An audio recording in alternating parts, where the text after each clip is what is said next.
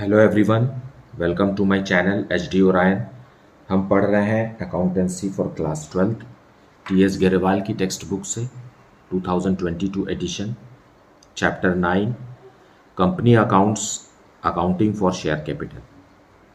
और इस वीडियो में हम पढ़ेंगे questions related to calls in arrears and calls in advance.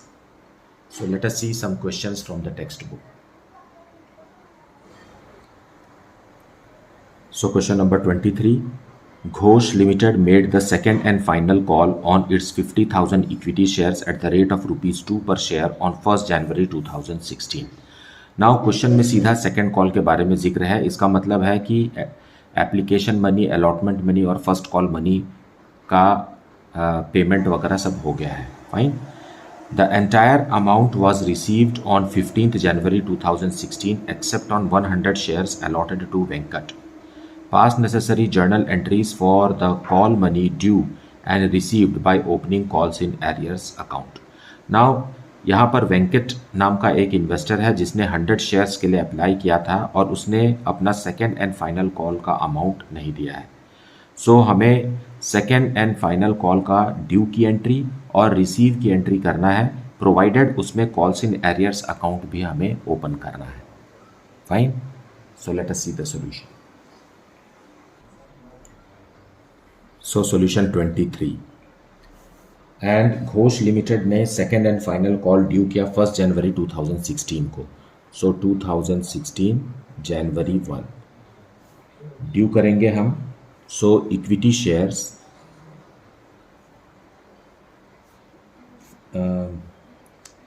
Second and final call,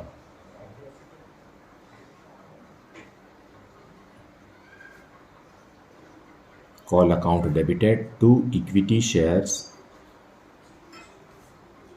capital account on 50,000 shares at the rate of rupees 2 each। 50,000 shares at the rate of rupees 2 each के हिसाब से 1 lakh rupees company ने due किया। मतलब investors को letter post किया कि आप फाइनल कॉल का अमाउंट दीजिए। Being final call money due,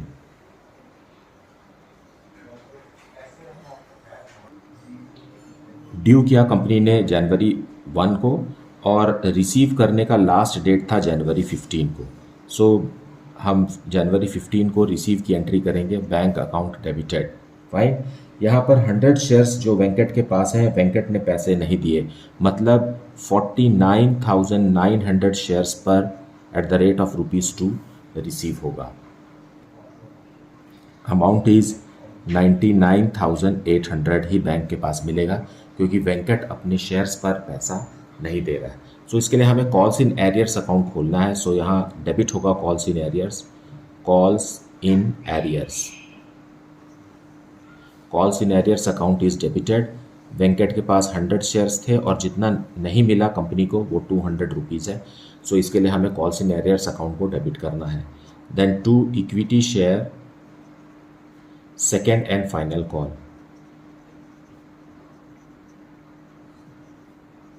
second and final call पूरा 1 लाख रुपीज़ से क्लोज हो जाएगा। क्योंकि हमने calls in arrears account open किया है इसलिए यहाँ हमें 1 लाख लिखना है।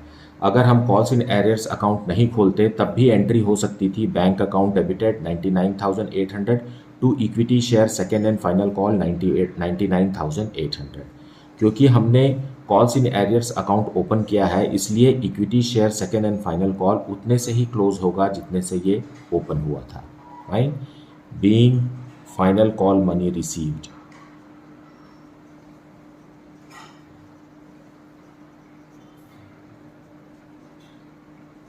Accept on 100 equity shares of Venkat.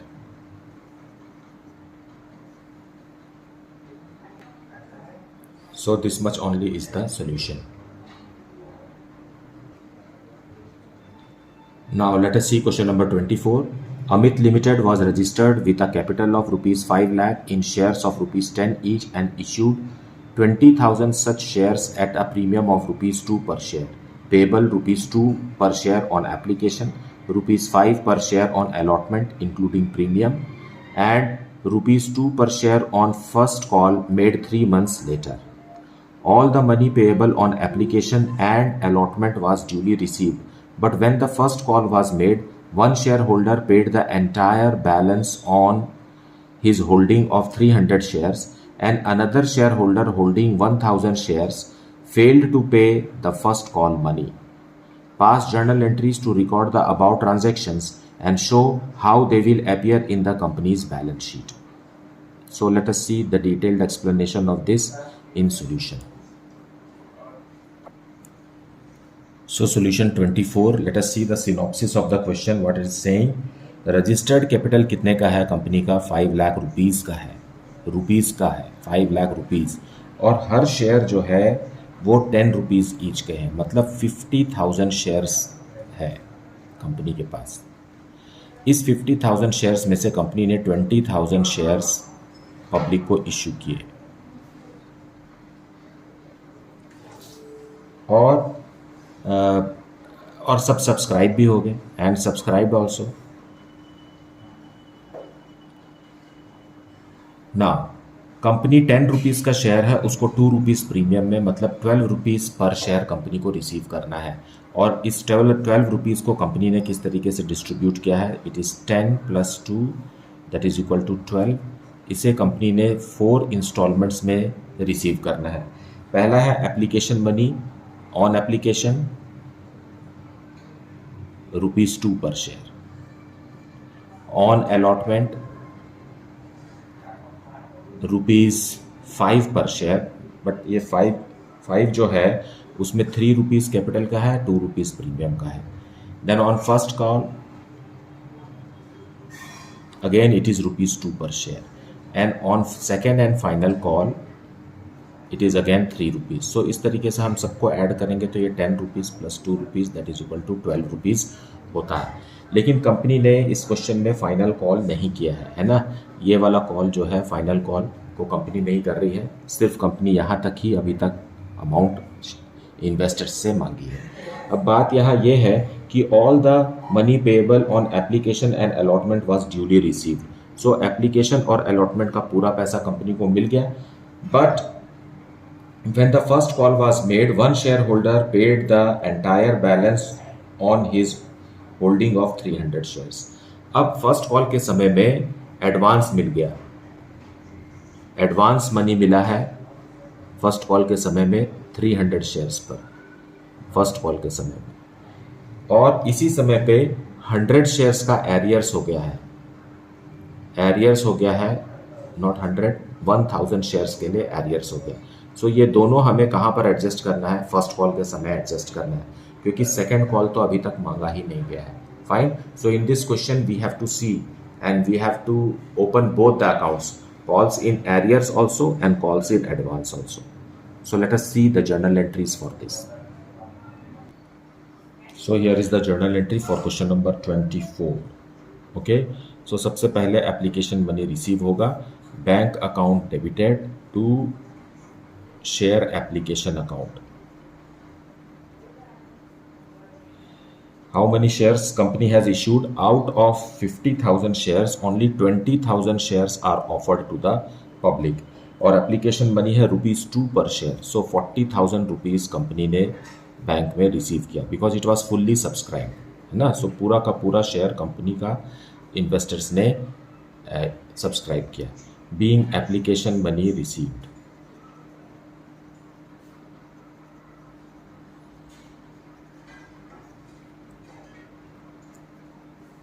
अब इसे हम ट्रांसफ़र करेंगे कैपिटल में। सो शेयर एप्लीकेशन को हम डेबिट करके क्लोज कर देंगे। Share application account debited to share capital account, ₹40,000। Due और ट्रांसफ़र की सेम एंट्री होती है, इसी एंट्री को हम ड्यू की एंट्री कहते हैं और इसी को हम ट्रांसफ़र की एंट्री कहते हैं। Being application money transferred,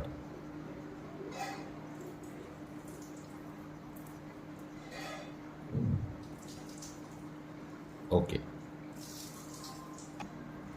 now अब हम अलॉटमेंट मनी ड्यू करेंगे। So share allotment account debited. Share allotment account debited to share capital account and to securities premium.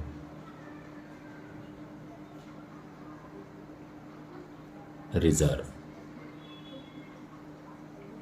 Now share allotment में हम 20,000 शेयर्स पर 5 rupees due कर रहे हैं, मतलब 1 लाख रुपीज़ ड्यू कर रही है कंपनी, और इसी 20,000 में से 3 रुपीज़ कैपिटल में जाएगा, मतलब 60,000 रुपीज़, और 2 रुपीज़ पर शेयर के हिसाब से 40,000 rupees is for securities premium reserve being allotment money due.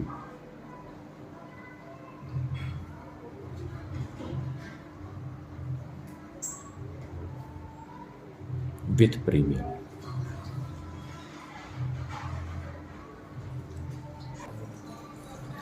Now, full amount will be received in the bank. So, bank account debited to share allotment account. 1 lakh rupees. Being allotment money received.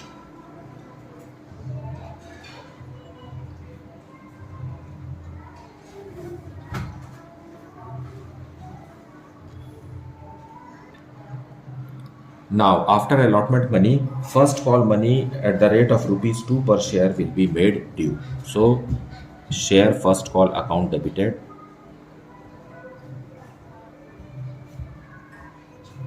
to share capital account. On 20,000 shares at the rate of ₹2 per share, 40,000 rupees is due from the investors, being first call money due.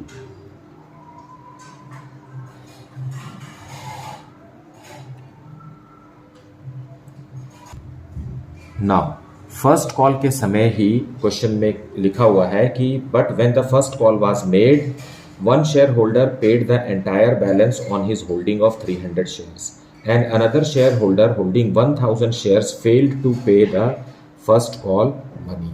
Now due की entry के समय company को कोई भी advance या arrears की entry नहीं करना है, क्योंकि ड्यू करने के समय कंपनी को बिल्कुल भी अंदाज़ा नहीं है कि कौन हमें एडवांस दे देगा और कौन हमें फर्स्ट कॉल का मांगा हुआ अमाउंट नहीं देगा. फाइन. सो ड्यू की एंट्री हमेशा प्लेन होती है.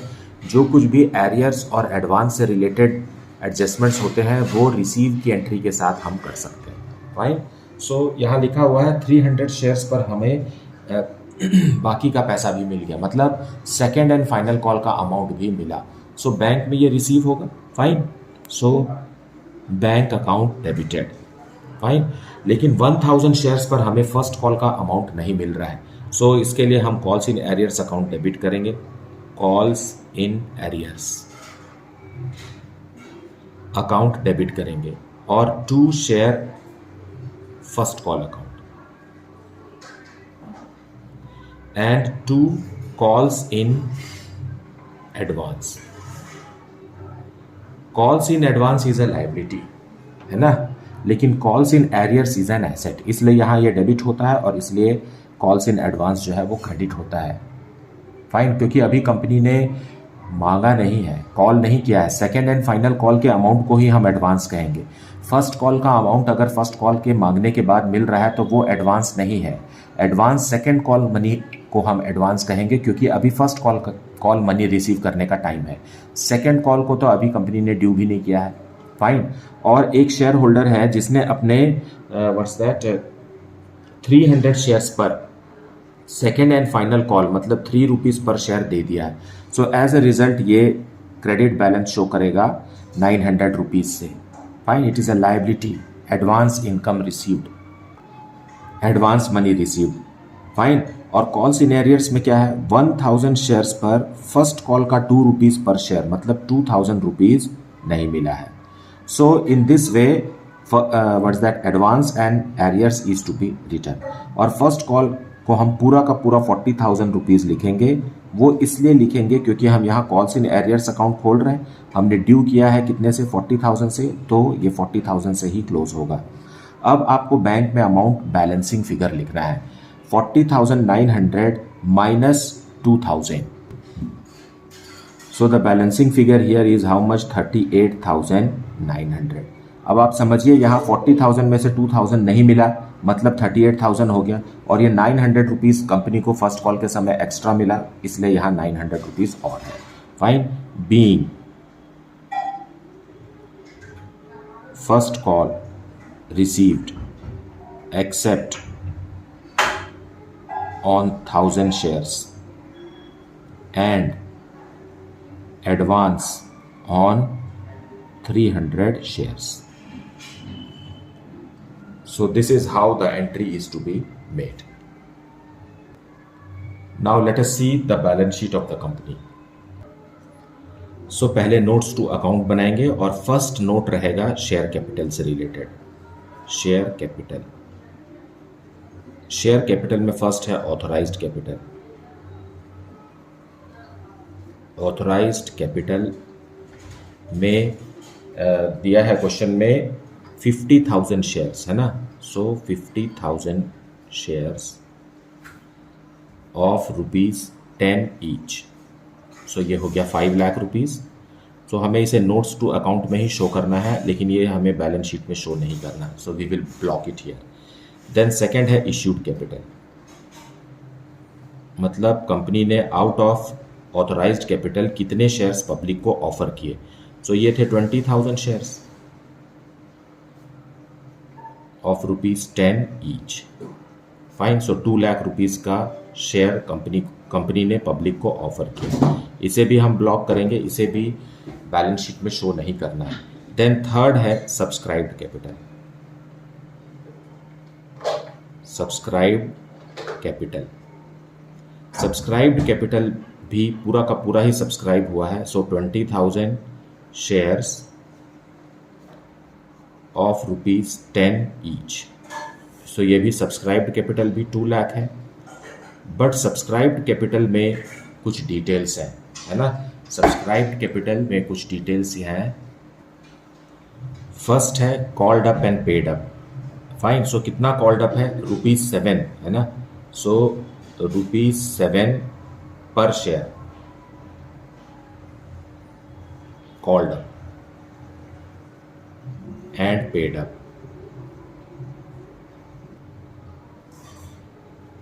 So 20,000 shares, ₹7 called up. Fine. So called up 20,000 shares पर 7 रुपीज़ के हिसाब से 1,40,000 rupees. Fine. Less calls in arrears. Calls in arrears is for 1,000 shares and first call का पैसा है 2 rupees. So 2,000 rupees is arrears. So it is how much? 1,38,000 rupees. और यही amount को हमें बैलेंस शीट में शो करना है। Now second notes to account है ना, is reserve and surplus.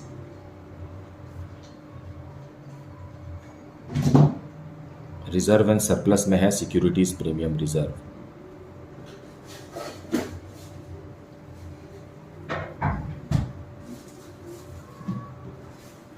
So 20,000 shares में at the rate of ₹2 per share. Fine. So 40,000 rupees is the reserve. इसे भी हमें बैलेंस शीट में शो करना है। Then third notes to account is related to advance received on how many? 300 shares. वो current liabilities में show होगा।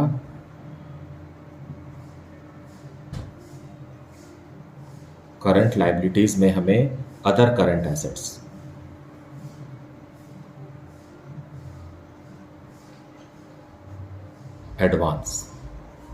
Advance on shares, that is calls in advance. कितने रुपीज़ का था? 900 रुपीज़ का था। फाइन। अब क्योंकि हम पूरा बैलेंस शीट ही बना ले रहे हैं, इसलिए हम फोर्थ नोट्स टू अकाउंट भी बना लेते हैं। यह है cash and cash equivalent. Cash and cash equivalent में है cash at bank.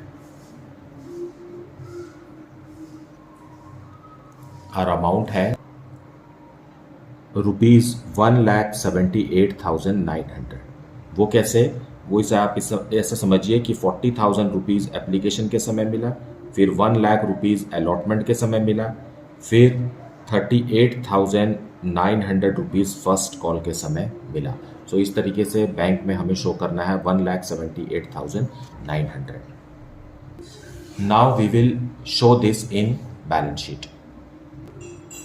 So in the balance sheet first equity and liabilities हम शो करेंगे। Now the balance sheet is as per schedule 3 part 1 of the companies act 2013।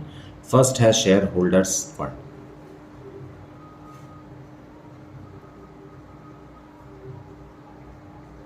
Share holders fund में पहला है share capital, और share capital में हमें notes to account में हमने जो अमाउंट लिखा 1,38,000 ये शो करना है। नोट 1,38,000।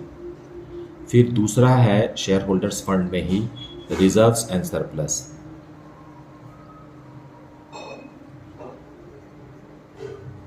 जो कि हमने नोट 2 में शो किया है, और ₹2 पर शेयर के हिसाब से रिजर्व एंड सरप्लस है ₹40,000 का। फाइन। अब सेकेंड में हमें शो करना है current liabilities. Current liabilities head है और इसका सब हेड है अदर करंट लायबिलिटीज।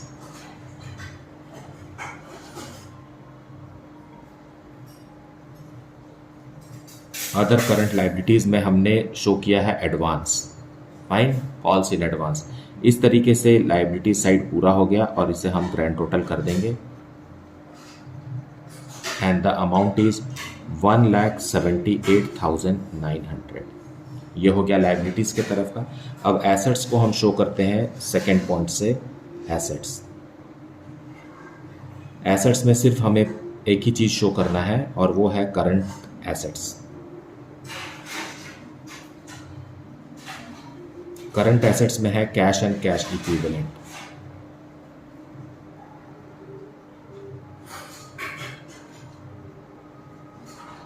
ये हमने नोट टू अकाउंट 4 में शो किया है और वो है 1,78,900। So this is our complete balance sheet of the company.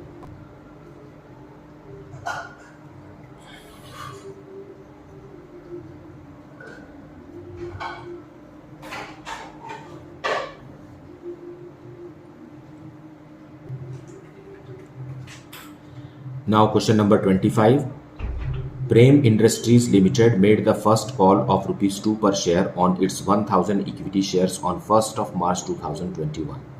Ashok, a shareholder holding 800 shares, paid the second and final call amount along with the first call money. The second and final call amount was ₹3 per share. Pass necessary journal entries for recording the above using the calls in advance account. Now हमें सिर्फ हमें सिर्फ first call की entry करना है। First call due करना है और फर्स्ट कॉल रिसीव करना है। सो let us see the journal entry for this. So solution 25 we will see. Okay, now first call is made due on 1st of March 2021. So 2021 March 1st. Equity share first call account debited to equity share capital account.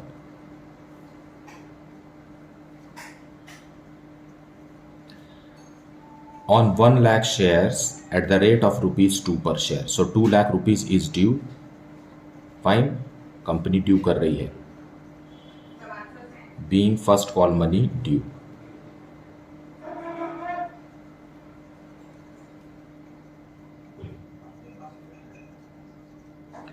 Due on 1 lakh shares at the rate of ₹2 per share. Now, due करते समय company को कुछ plane entry ही करना है। हमें advance जो मिलने वाला है सेकेंड कॉल से रिलेटेड मनी, जो फर्स्ट कॉल के समय मिलने वाला है, उसको हमें अभी यहाँ कुछ नहीं लिखना है, रिसीव के समय उसे लिखना है। सो रिसीव के समय बैंक अकाउंट डेबिट होगा और to equity share first call fine, equity share first call तो 2 लाख रुपीस का है ही, और हमें कॉल्स इन एडवांस मिल रहा है, so calls in advance, calls in advance is on 800 shares, है ना, सेकेंड एंड फाइनल कॉल का। सो 800 शेयर्स पर second and final call 3 rupees का है, ऐसा क्वेश्चन में लिखा हुआ है। सो 2400 रुपीज़ हमें एक्स्ट्रा मिल रहा है। सो बैंक में कितना अमाउंट आएगा, 2,24,00 rupees. Fine, being first call received and advance on 800 shares received. Now first call का पैसा अगर ड्यू करने के बाद मिल रहा है तो वो एडवांस नहीं है। एडवांस वो है जिसे कंपनी ने ड्यू नहीं किया है और वो शेयर होल्डर्स दे रहे हैं। So on 800 shares, Ashok, a shareholder having 800 shares, is paying at the time of first call his second and final call of ₹3 per share. So therefore it is an advance and it is a liability, so ये credit हुआ है।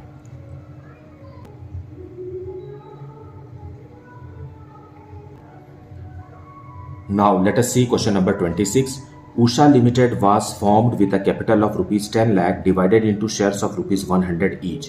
It offered 90% shares to the public for subscription. So 10 lakh rupees के shares हैं, 100 rupees each, मतलब 10,000 shares हैं, उसमें से 90% मतलब 9,000 शेयर्स पब्लिक को ऑफर किए गए हैं। द अमाउंट पर share was payable 40% on application, 20% on allotment and the balance on first and final call.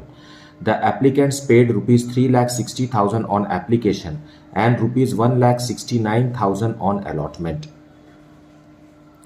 The call has not yet been made. Okay, so first and final call company ने किया ही नहीं है।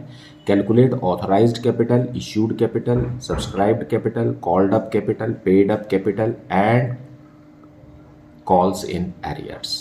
So we just have to calculate it, that how many, means from this information how much is calls in arrears or calls in advance we have to make out.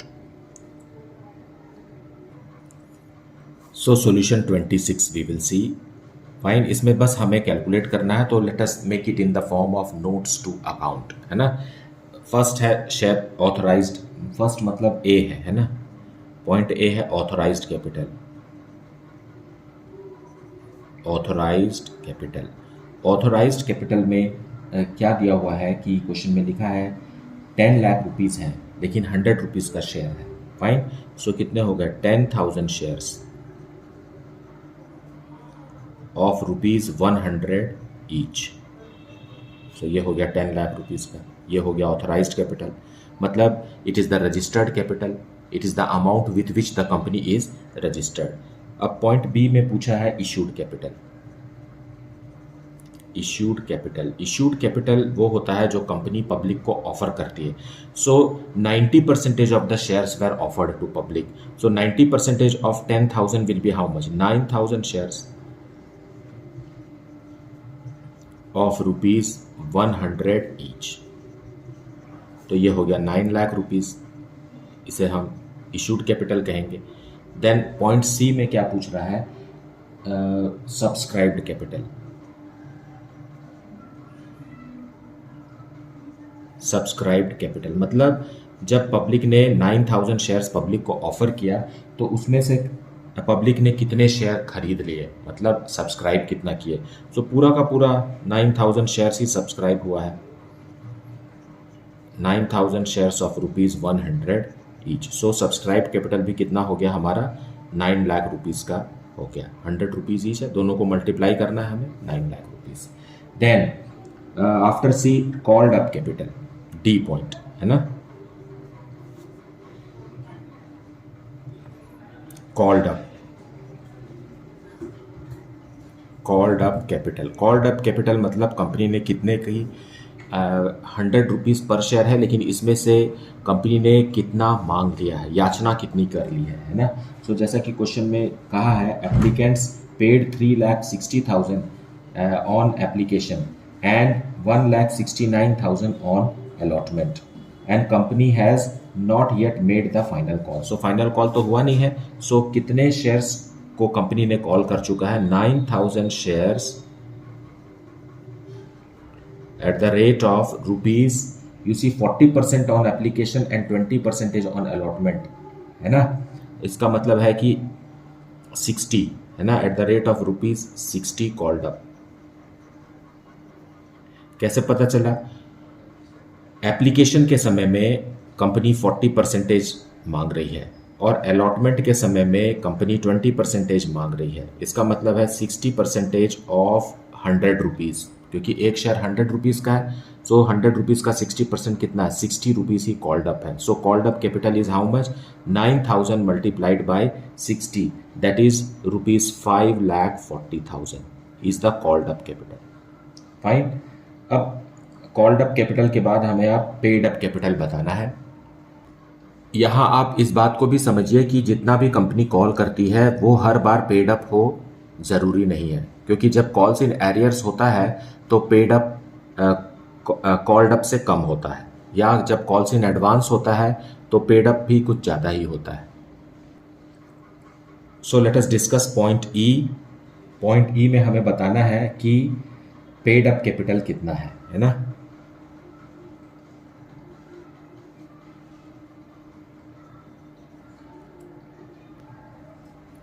Paid up capital को आप कैसे समझेंगे कि कितना मिला है? साफ साफ लिखा है on application the company received rupees 3,60,000 and on allotment company को मिला है रुपीज 1,69,000। सो यही called up and paid up है। इसे आप ऐड करेंगे तो कितना आएगा? 5,29,000 is the paid up capital. Fine. अब पॉइंट ई के बाद पॉइंट एफ हमें डिस्कस करना है, और पॉइंट एफ जो है वो है calls in arrears. Calls in arrears, देखिए कॉल्स इन एरियर्स जो है वो कभी भी एप्लीकेशन के साथ नहीं हो सकता, क्योंकि जो जिनको खरीदना है वो एप्लीकेशन फॉर्म भरने के बाद एप्लीकेशन मनी तो भेजते ही है कंपनी को। तो कॉल्स इन एरियर्स कभी भी एप्लीकेशन के समय नहीं होता है। कॉल्स इन एरियर्स की संभावना हमेशा बाकी के इंस्टॉलमेंट्स में होती है। It should be related to allotment and first call और सेकेंड कॉल। लेकिन क्वेश्चन में तो फर्स्ट कॉल किया ही नहीं गया है, अलॉटमेंट ही किया गया है। तो कॉल्स इन एरियर्स अगर होगा तो वो अलॉटमेंट के समय होगा। So amount due on allotment, amount due on allotment कैसे निकालेंगे? 9,000 शेयर्स है और 20 रुपीज़ पर शेयर के हिसाब से rupees 1,80,000 is due on allotment. लेकिन रिसीव कितना हुआ? रिसीव्ड ऑन अलॉटमेंट अमाउंट है रुपीज़ 1,69,000। फाइन। सो इन दोनों का जो डिफरेंस है that is 11,000 rupees and this is the calls in arrears. क्योंकि मिलना चाहिए था 1,80,000 और मिला है कंपनी को, साफ साफ लिखा हुआ है 1,69,000 अलॉटमेंट के समय। सो जो कम मिला, जो अमाउंट नहीं मिला, वही कॉल्स इन एरियर्स है। एरियर्स की संभावना एप्लीकेशन मनी के साथ नहीं हो सकती। फाइन। सो मुझे उम्मीद है कि आपने आज का वीडियो भी अच्छे से देखा है और एक्सप्लेनेशन को पूरा अच्छी तरीके से सुना है। Do not miss any part of the explanation because that will help you strengthen your concept on the topic. Fine. Thank you so much for liking, subscribing and sharing the channel. And if you have not yet, then please like it, subscribe it and share it with your friends. Now, despite this, if you are having any doubt or any queries, you can write it in the comment section. Thank you so much for watching the video.